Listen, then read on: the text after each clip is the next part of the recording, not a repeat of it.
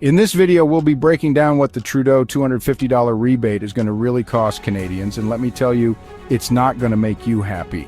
So let's get into the numbers.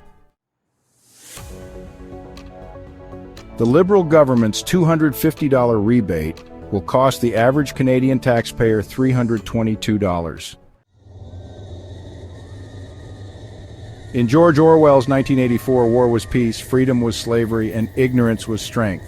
In Trudeau's Canada, poverty is prosperity, spending is saving, and affordability is inflation.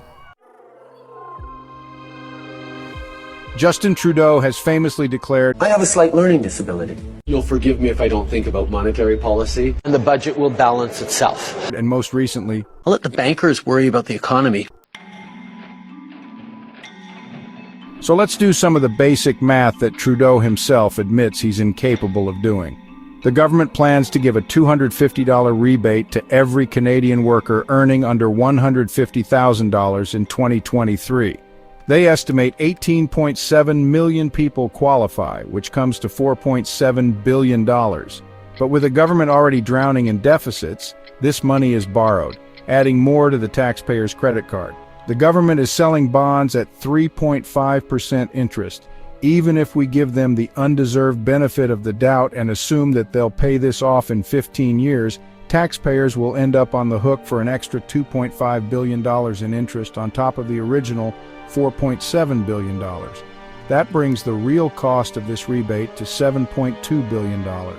And it gets worse. According to Joe Carson's diagnosis of red tape, the government wastes 39 cents of every tax dollar on bureaucratic nonsense. Tax collection, salaries, red tape, you name it. That means administering this rebate will cost an additional $2.8 billion. When you add up the rebate, interest, and bureaucratic waste, this $250 rebate ends up costing Canadians around $10 billion.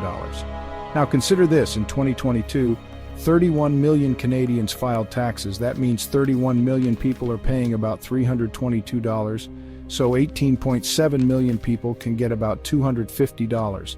31 million Canadians are paying 29% more than what 18.7 million people are getting back, and yet Trudeau's government calls this an affordability measure. I'm not a trained economist or policy expert, just an everyday Canadian who can do basic math. And if I can see that this policy creates more economic suffering than it solves, it leaves us with only two possibilities. Either this government is profoundly incompetent, or they're so self-serving that they're willing to wreck your financial well-being at any time of crisis to buy votes, enforce Parliament to unfreeze, avoiding any accountability for their corruption. Either way, it's clear that this government is actively hostile to the well-being of Canadians. If you've made it this far into the video, thanks for watching, and please consider liking this video so the YouTube nerds can recommend it more. Also, it would be awesome if you'd subscribe to my channel. See you in the next video.